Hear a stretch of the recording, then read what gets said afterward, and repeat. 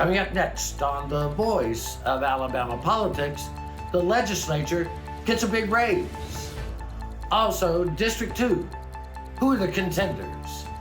And a radical right-wing extremist group has taken over the Republican Party.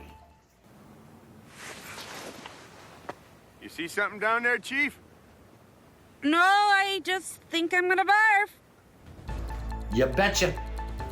All this and much, much more coming up next on The V.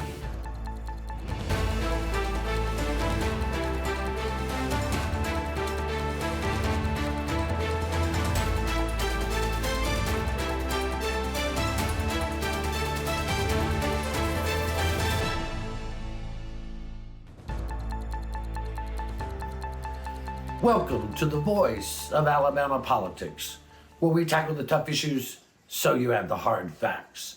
I'm your host, Bill Britt, and as always, I'm joined by Susan Britt, research guru extraordinaire, and Josh Moon, columnist and investigative reporter at APR. Welcome. Morning, guys. Hey, y'all. Good morning. A lot to talk about It's the today. first day of winter. The winds are howling, man. I don't Josh, care for over at APR this past week, we did a kind of a breakdown of what might happen in District 2, the newly created district that is supposed to be designed to allow black citizens of Alabama their choice in elections. And we were able to identify 8 Democratic candidates that might possibly run. The most outstanding question that we had is whether Mayor Stephen Reed will run at all. Yeah. Most people thought he would, but now we're not sure, right? Yeah, it's apparently in conversations with some people, he's let it be known that he's not exactly sure that he's going to do this. And I think everybody just kind of imagined it was a foregone conclusion that Reed was going to run and he was the person to beat in that district there, especially, with his father, working for so long in the Democratic Party and in that area, especially, the Montgomery County area, that's going to play such a vital role in whoever is elected out of that new district too. They just kind of figured that Stephen Reed was a natural choice for that, and this was a natural step for him. He's the first black mayor of Montgomery. He's a smart, intelligent guy that's well liked by a lot of folks, and they kind of thought that this was just the next step in his political progression. And I don't know. I guess maybe he likes being mayor. Maybe he thinks the job's unfinished. I'm not sure. I mean, Susan, we have a lot of contenders to step up. I mean, some of them have said they are definitely going to run. Others are basically saying they're looking at it. I mean, there's some good folks out there. Yeah, we've got House Minority Leader Anthony Daniels, State Representatives Gwendolyn DeBan, Napoleon Bracey, State Senators Marie Coleman, Kirk Hatcher, Vivian Figures, and the current ASU President, Quentin Ross. But like you said, Josh, it looked like the gods had just opened the doors and welcomed Stephen Reed right into that place. Yeah.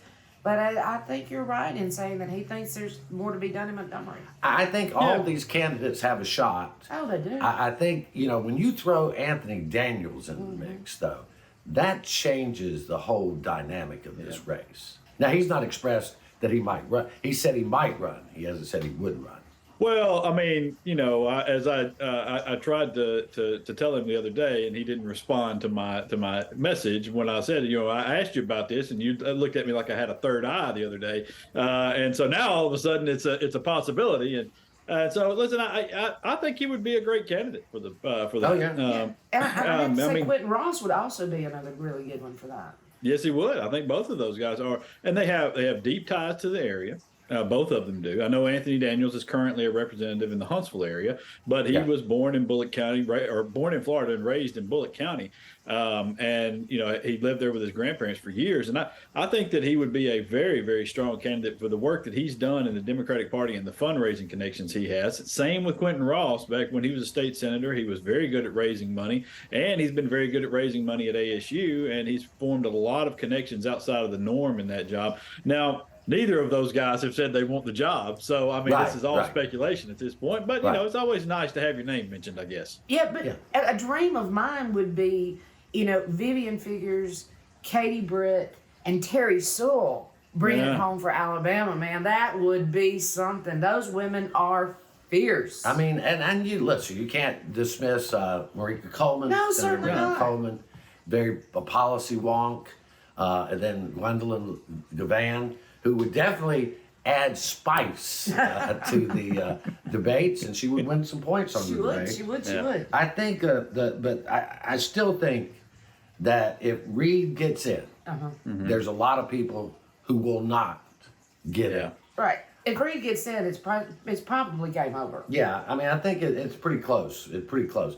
But I want to get back to Daniels here. You brought up something about Bullitt County. You know, I talked to Steve Flowers, who had, like us, thought it was a foregone conclusion or Reed's race to lose.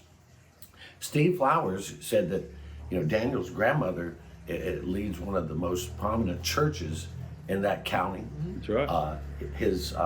Both his uncles played football and basketball, and well-known athletes in that area. So I mean, he has got deep ties down there, and that sometimes matters more than where you're from. But I'm a little selfish here. I don't want him to leave. No, I don't think he should. Alabama needs him here. He's one of the only sound voices with any respect or, you know, any type of, you know, sound advice for Alabama. Well, he's very popular among the business community. You know, BCA and business leaders look to him. I mean, Yeah, they've they- said. Yeah, well, he's one of the guys that they turn to all the time because he's sane. You know, he's Yeah. a sane individual that they can go to and have a rational conversation with, and he understands what they're telling. He's a smart guy. He understands everything that's going on the table with them, and what they're trying to accomplish, and he understands ways to motivate people to get things done. And he's not a crazy person. That always is helpful. Yeah. Well, and I think the other thing, these other candidates are, look, there's a bunch of good candidates. John Wall in the Alabama Republican Party, John the chair, has said they are going to put up a fight in Congressional District 2, and I believe they will. I bet this will be the most expensive congressional race in the history of Alabama. No doubt about that. Yep. Yeah, I I imagine you're right. I want to take 2 seconds to talk about, we did a story this week that shows that billions and billions of dollars come into the United States free market economy through gaming. And it supports some 52.7 billion in tax revenue. With a B. And Alabama gets diddly squat because our lawmakers can't get off the dime and allow the people to vote. Even though the people, 70+% of the people in Alabama want gaming. Yeah. Yeah. How many times do we have to tell you people? It's it's a really sad state of affairs that we're in here now, but because at this point we are surrounded by gaming in this state. Yeah. The legal gaming that we have in Tennessee and or in Mississippi and other places, and the lotteries that we have in Tennessee and Georgia and Florida, all over the place that you have gaming. Here in this state, you have multiple casinos operating right now. That's gambling, y'all. That's gambling. All the bingo parlors that grandma goes to on Friday and Saturday nights, that's gambling, y'all. It's still gambling. And so the idea that we're not receiving revenue from this out of some, I don't even know, idealistic or some way that people just can't get off the can and move here. It's crazy to me. We left $1 billion each year on the table from the deal that we could have made with the Porch Creeks and the private tracks, and it's just it's stupid at this point. It really is stupid. It is stupid, and it's the way the legislature has to come together to pass this, or we'll just prove once again that Alabama is so backwards. They're too busy with the culture wars, honey. They Well, can't, we'll they don't get have to time that for in a minute. that. All right, you're watching the voice of Alabama politics. We'll be right back.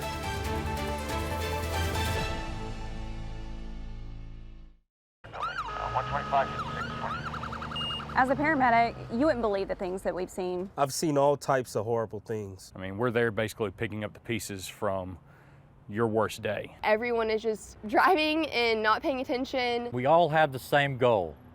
All of us want to go home alive and safe and harm nobody else in the process. Slow down. Be careful, care about the other people on the road. Don't be the reason that someone else doesn't go home tonight. Today, Montgomery is a safer city. It's time to shift the narrative and take control of our future. We're reopening community centers, remediating blight, and revitalizing neighborhoods across the city. And we're unleashing new opportunities. Over the past year, companies have invested a record-setting $2 billion in Montgomery and created 2,000 jobs. This is a new Montgomery. And together, we're reimagining the possibilities.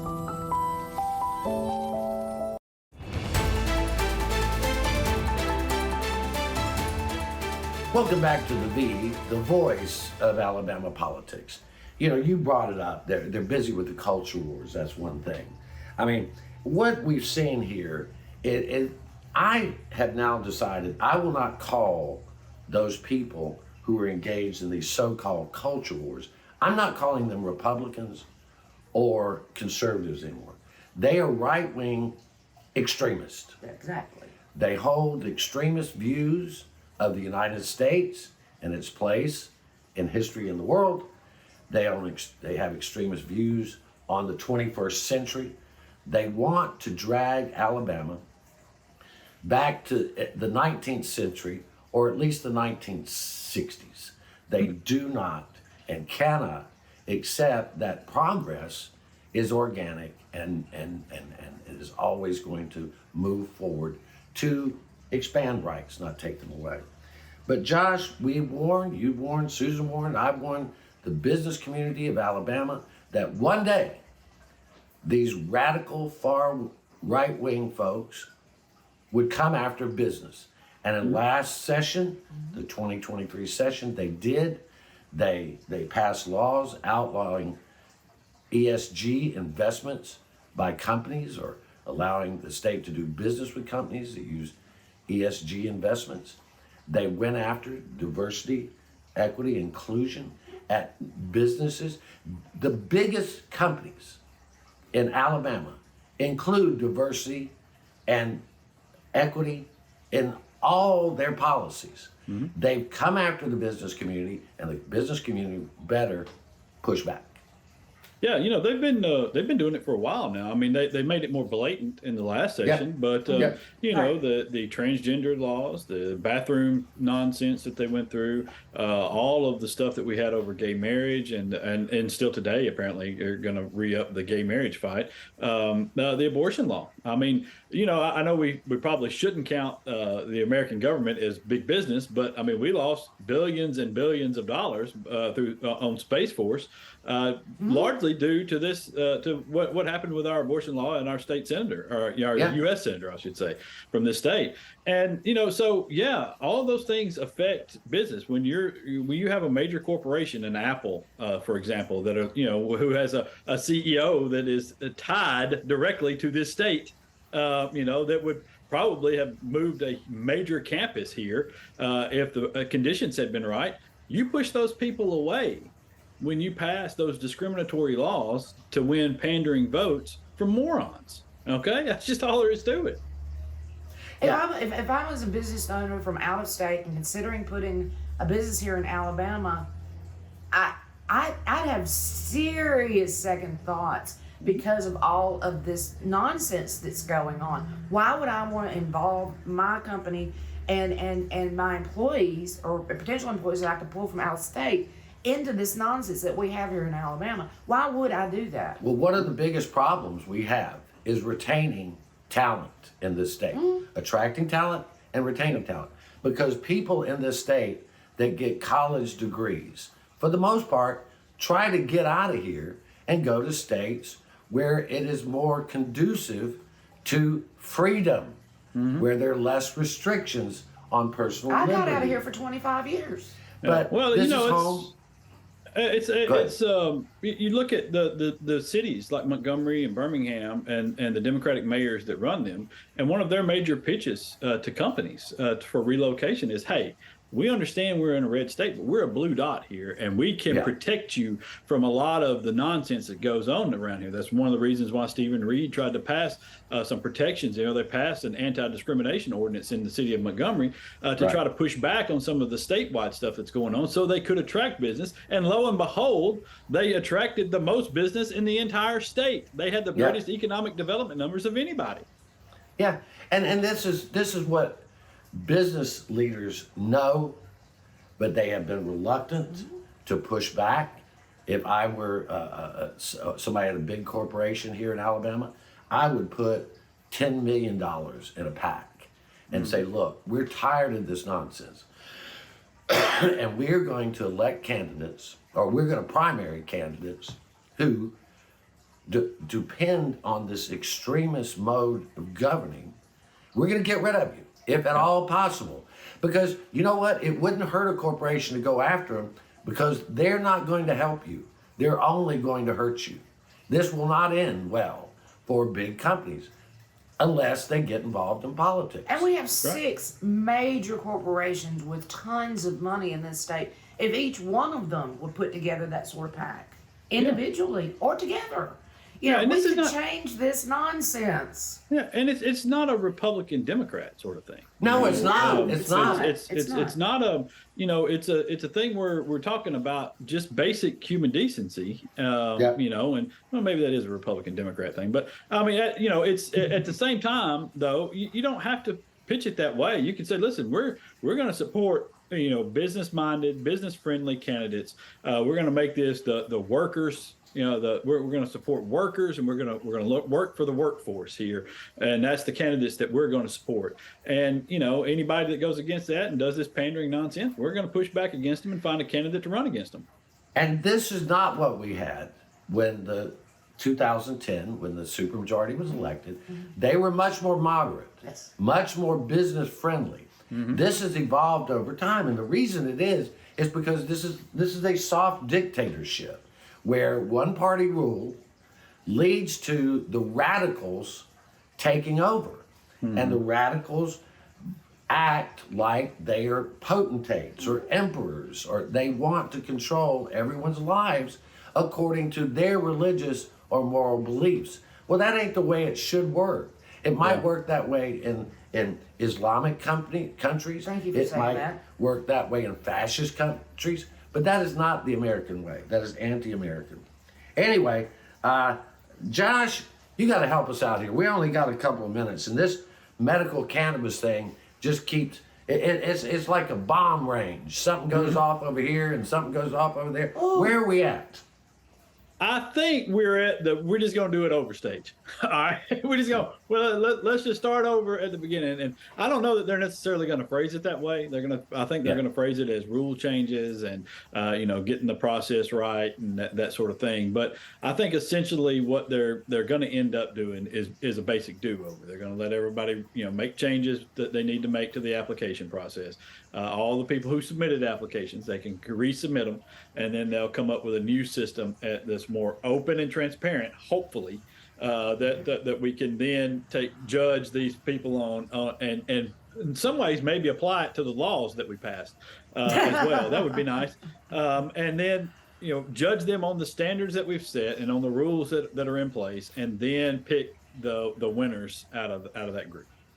I remember us recommending that months and months ago. Repeatedly. All right, but repeatedly. You weren't making $700 an hour, my man. All right, we had to That's the problem. All right, you're watching the voice of Alabama politics. We'll be right back.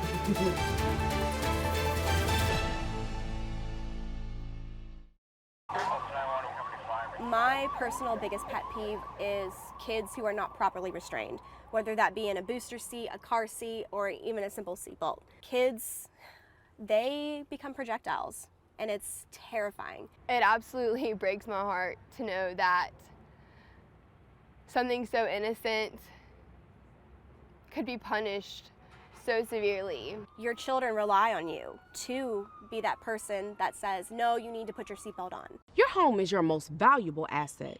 But what if someone tried to steal it from you? Property fraud is one of the fastest growing areas of fraud in the country today. As a district attorney, I've seen firsthand the devastating effects of property fraud. That's why I'm proud to support the Montgomery County Probate Court's REACT program. REACT is designed to protect your property and to give you peace of mind. By signing up, you'll receive an email notification if a document is filed against your property. This program is a game changer. It has the potential to prevent fraud and protect countless homeowners throughout Montgomery County. So don't wait. Sign up for REACT today and protect your home. Protect your home with REACT. Sign up today.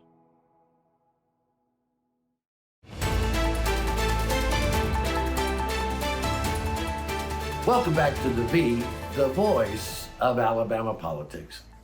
You know, there's some people that think we pick on Senator Tommy Turberville. He's an idiot. Sorry. Did that come out? Yeah, it came out right. I was going to say we pick on him because he has no clue as to what he's doing. The fact is, we have to point out that he is an idiot. So, Josh, Hamas just launched the worst terrorist attack on the state of Israel in the history of Israel. Underline terrorists. They have committed atrocities that are unreal.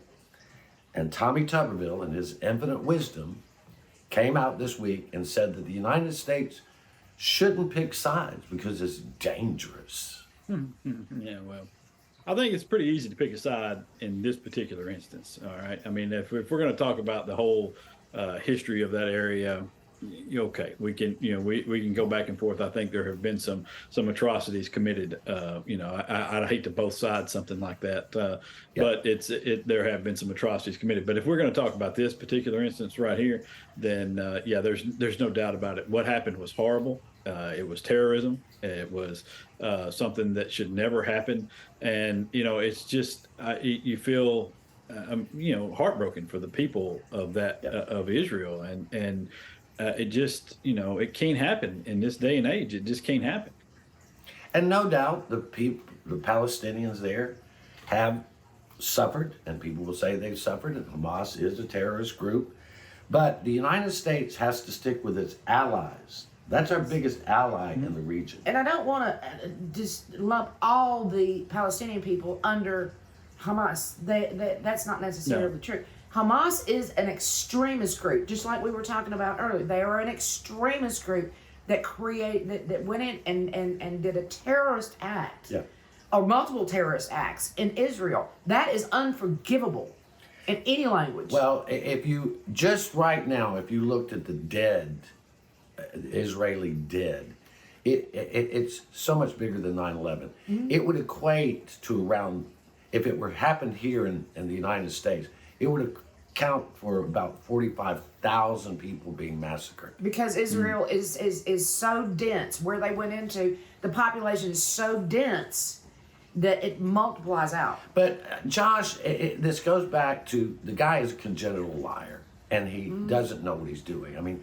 he came out and said recently that the hold on the military that he has was because the Department of Defense was providing late-term abortions contrary to law. The Department of Defense does not supply abortions or pay for abortion. That is just a lie.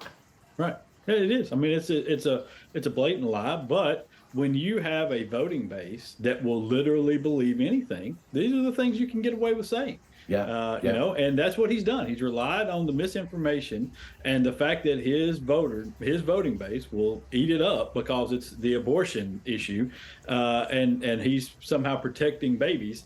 That's all they care about. And so he's getting away with it on that level when everybody with basic common sense can see what he's actually doing is doing nothing more than holding up promotions over travel reimbursement. That's all this is travel reimbursement. I mean, so are we also going to hold up reimbursement if these folks took a bus? Do we take that back? Do we charge them extra for using our roads that we all paid for? This is nonsense, is what it is. They're not paying for the actual abortions. If the person that is the military personnel wants to go to the doctor and have this procedure performed, they can do so. The only thing that is paid for is if that person is stationed in a base that is in a state like Alabama where those services are not provided, and other services as well are not provided, then they get reimbursement for traveling to a state where those services are provided. Yeah. And this is exactly what you get when you elect Coach, because you liked Coach when he was coaching. You don't go back, the voters don't go back and look at what the actual qualifications are for the job. He's not qualified. Well, he doesn't understand any of this with the late term abortions and the reimbursement. There you go. And with not taking sides and knowing that Israel is an ally for us in the Middle East. This is what you get when you elect Coach, folks. I'm sorry. Well, again, he is by statute he's qualified, but by comportment and intellect, he is so disqualified. He still lives in Florida. It's disqualified. Hey, but some good news, Josh. You reported this week. I was so excited. Our state legislature is going to get a 10% pay raise come January 1.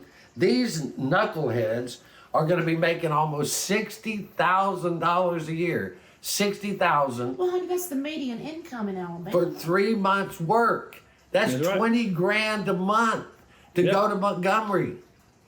That's right. I mean, and listen, that doesn't count in the leadership folks that are making even more. So no, it's they're getting 60 grand. This was passed back and voters passed this. So I mean, we can only blame them. Back in 2012, the legislature passed a constitutional amendment to set a lawmaker's salary, equal to the median income. And so at that point, it was around $41,000. So they have received roughly 20 grand in raises since 2014. I would like to know what middle income Alabamians have gotten that kind of raise in the last few years. I want to know where they're getting their numbers from. Well, they say they're getting them from the U.S. Census. Kind of, maybe massaging them a little bit here. There, name me one person down there that ought to be getting 20 grand a month, for work. They